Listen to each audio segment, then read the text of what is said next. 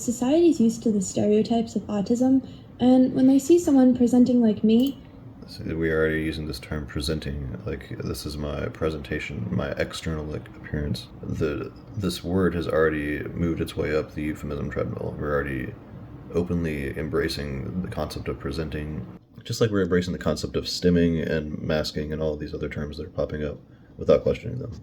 I might not seem autistic because I'm high masking. Yeah, so like this is already a common vernacular. The people are already using the term "I'm high masking," and this is a statement that this is how they're identifying this. I am a high masking person instead of I am participating in a masking. This is a mechanism and all that. So Okay. yeah. Well, what does high masking mean? Autistic masking is when you suppress your autistic traits, and it's a trauma response. Okay, so when you suppress your autistic traits, so that's conscious suppression, is what it sounds like. Unless we're talking about it as unconscious, which makes this a deterministic argument. It's a trauma response, a response from our trauma, and a coping mechanism that some people that are autistic do. So are they choosing to do that, or is this a deterministic trauma response and a coping mechanism, insinuating the mechanistic nature of the meat machine narrative that we have going on in postmodern West? People do, and I tend to do it a lot, therefore I'm high masking. Yeah, so autism doesn't affect physical appearance, therefore you can't tell if someone's autistic. Fair enough. Invisible illness affects a lot of people in this. 26% of the United States has a chronic illness that is also an invisible illness. As myself, Crohn's disease, and I'm also diagnosed with ADHD, autism, OCD, and central language processing disorder. When you only see the masked version of me over the internet where all my videos are. Right, so all my videos are scripted there. So you're only seeing the masked version of you. What is the real version of you? Like, what is it to be you? That our therapists are supposed to be asking us. These are the questions that we're supposed to be being pushed, like really pushed to question, really questioning our identity and asking who we are and how we want to present, or better said, how we want to exist and behave and act and agentially move through the world. It's not like we're pretending or masking or presenting ourselves. We want to be our real self, but we want to develop a better real self to be real from, if that makes sense. So when we go to ask people like they are in the comment section, make it make sense. If you're aware enough of your condition to know that you need to mask, do you even have said condition? So this is a common one. This is a really common response to what we're seeing now. Let's look at the ratio. 11 laugh reacts to 7 likes. So most of the people in this community are probably mocking this statement with the laughter. So here's a response that I found interesting. I didn't know I was autistic until a couple years ago. I didn't know I was masking a couple years ago. So this, like the fact that they didn't know until they were told by somebody. So very important to question that.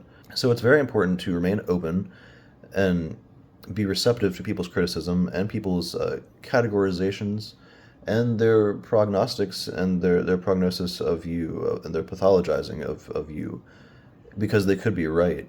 But there are many, many other ways to look at the human condition and many other ways to look at your life and who you are and how you identify and what autism is and what your behaviors are. Those behaviors necessary to classify as autistic, or could we just be flapping around for having fun? Are we just do we dance or do we rock sometimes? Like, does that mean that I have a condition when I tap my foot really fast, or when I'm like crossing my leg and I do the shaky foot thing, like so many adults do? Does that mean I have ADHD? Does that mean that I have OCD? Maybe that's one of the symptoms of that, but does that throw me into that category and now I am an OCD person, I am an autistic person? See what I'm getting at? So this person didn't know. They were told this. They were told how to identify by somebody else outside of their own personal examination. I didn't choose to mask. The pressures from my parents and teachers in society to behave like a normal girl when I was young caused it. So this is an external cause that is making her mask. She didn't choose to start doing this. This is a fully deterministic action that her meat machine mechanistic self can't do anything otherwise to affect. It's the reason I didn't know I was autistic for so long. It's very hard to take that mask down, even though I'm fully aware of the fact that I'm doing it and that I'm autistic, because I never chose to put it up in the first place. So we have to ask, what does masking mean, and what does it mean when you are unmasked, when you're not using filters, or when you're not using your training methods or coping mechanisms or therapy strategies to keep your brain on the right rail through life, or whatever it is we like to think of it now, are you a wild primal human? Are you displaying strange traits? Do you start flapping? Do you start rocking or stemming when you take your mask down? Who is it truly to be you? Who are you? And what is your true self? Is that not an ongoing process of becoming? So this is the Eastern-Western paradigm we have going on here. In the West, we like to think of people as atomistic, analytically concretized and solidified in our identities, and we have this sense of permanence.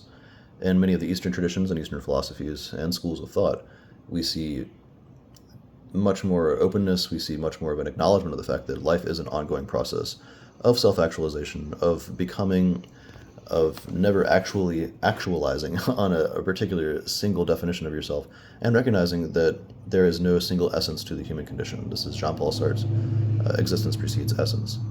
So much of that ongoing process of becoming is learning how to behave in society, and some of that is going to feel like imposter syndrome. It's going to feel like you're having to wear a mask or pretend to be a certain way in order to align with society and be part of the community that you live in, even though society is so broken and you're being forced to participate in that society and align with it in ways that you don't want to. So you feel like you're trying to mask through that to deal with society and to keep a job, to keep working at the job that you hate or that you don't like, that is demanding you to wear that occupational mask.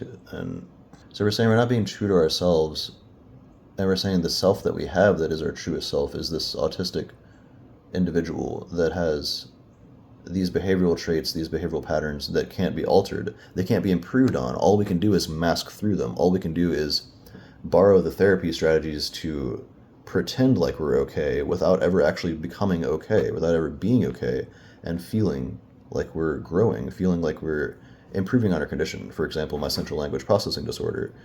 I talked about this in many other videos. This very much dominated my life. It made me not speak for a whole year, and then it made me mumble for years afterwards. I still see struggles. I still see how it's harder for me to process and harder for me to speak than other people do.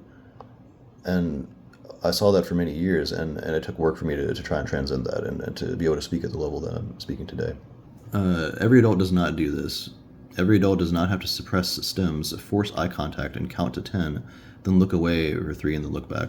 Memorize scripts of small talk to use small talk, or mirror other people.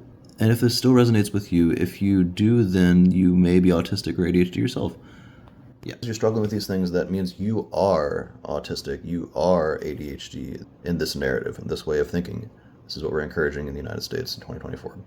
So, again, if you're considering it from the perspective of an ongoing process of becoming, where you're growing, where you're becoming the next best version of yourself, ideally, then it wouldn't be a feeling of reminding yourself to suppress your stimming or forcing your eye contact or having to memorize the scripts and small talk and all that.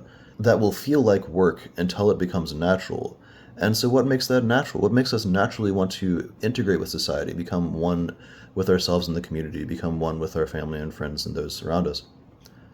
What makes this a natural flowing interaction? What makes us have a natural sense of courage and self-esteem and confidence to be able to not trip up on our own words and not want to stem, not feel uncomfortable when we're making eye contact?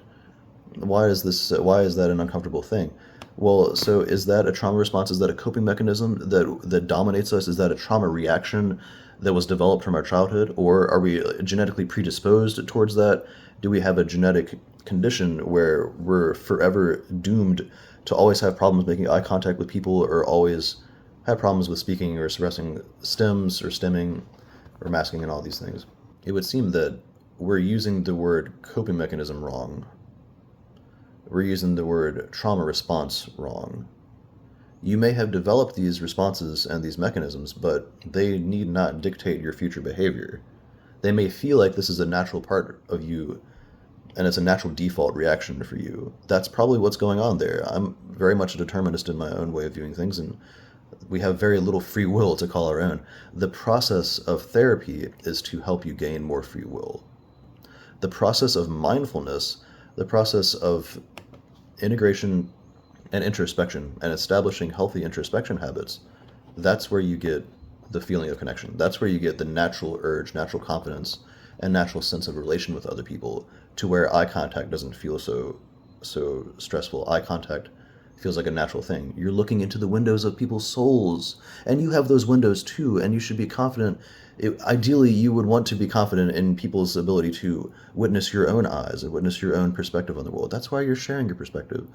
And we want to be interested in making that direct contact, because it's a precious moment when the universe is perceiving itself through these different vessels, through different humans and their unique perspectives. You're looking at that through that little pinhole that you call your pupil.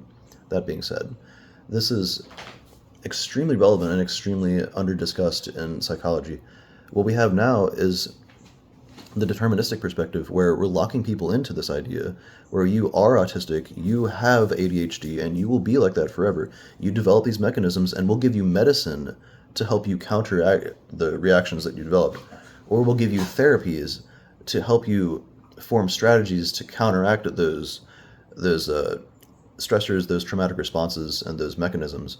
Anyways, I just thought I'd share my thoughts on this. Let me know how you feel about this in the comments, and feel free to subscribe if you think this has been valuable and you'd like to see more of this in the future. It really helps the channel grow. So thanks so much, guys. Peace.